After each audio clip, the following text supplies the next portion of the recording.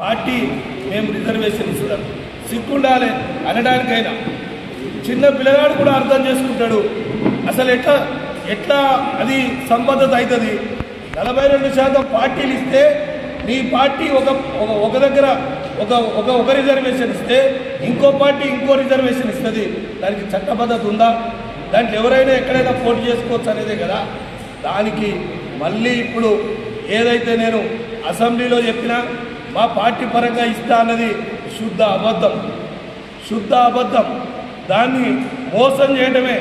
కాబట్టి ఈ మోసాన్ని ఖచ్చితంగా బీఆర్ఎస్ పార్టీ ఎప్పటికప్పుడు కులగణ సర్వే అప్పుడు మేము అనేక సందర్భాల్లో గుర్తు చేసినాం మా నాయకులు గుర్తు చేసారు తర్వాత కులగణ సర్వే చేస్తున్నప్పుడు కూడా ఈ 56 ప్రశ్నలు ఎందుకు చేస్తారని అడిగినాం దాని తర్వాత మరి మేము దీనికి చట్టబద్ధత లేదు బీసీ కమిషన్ కంటే మా బీసీ సంఘాలతో కలిపి చేస్తే డెడికేషన్ కమిషన్ వేసి దానికి కూడా చట్టబద్ధత ఉందా డెడికేషన్ కమిషన్ ద్వారా ఎక్కడన్నా తిరిగి చేసిండ్రా ఒక మంత్రి అంటాడు కుక్కలు ఎగబట్టి చీరు అంటాడు అసలు కుక్కలు ఎగబట్టి చేయడానికి దీనికి ఏమైనా సంబంధం ఉందా కనీసం మీరు కులగణకు వచ్చింది ఎక్కడ ఆ కులగణలో చేసినటువంటి సర్వే రిపోర్ట్లు చెత్త కుప్పలలో దొరుకుతూ ఉన్నాయి అంటే ఎక్కడికక్కడ అవి అసంబద్ధతగా పడినటువంటి అవి చూస్తే గ్రామాన బీఆర్ఎస్ పార్టీ పిలుపునిస్తూ ఉంది ఈ యాదాద్రి భువనగిరి జిల్లాలో ప్రతి గ్రామంలో ఖచ్చితంగా బీఆర్ఎస్ పార్టీ కార్యకర్తలు ప్రజలకు విన్నవిస్తారు ప్రతి మండలంలో విన్నవిస్తాం 42% చట్టబద్ధత బీసీలకు కల్పించి రిజర్వేషన్ పెట్టిన తర్వాతనే ఎలక్షన్లు పెట్టాలి స్థానిక సంస్థలు మోసం చేసి పెడితే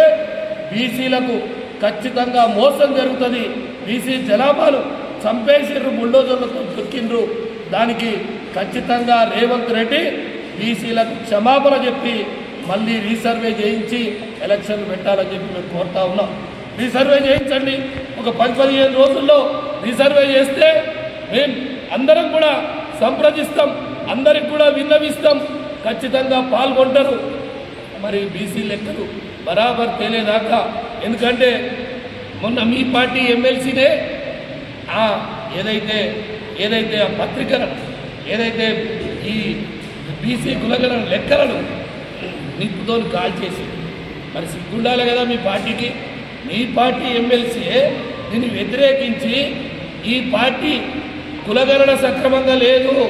అని చెప్పి కాల్ చేసినటువంటి వైనం మనం అందరం చూసినాం దానికైనా సిగ్గు తెచ్చుకొని ఇప్పటికైనా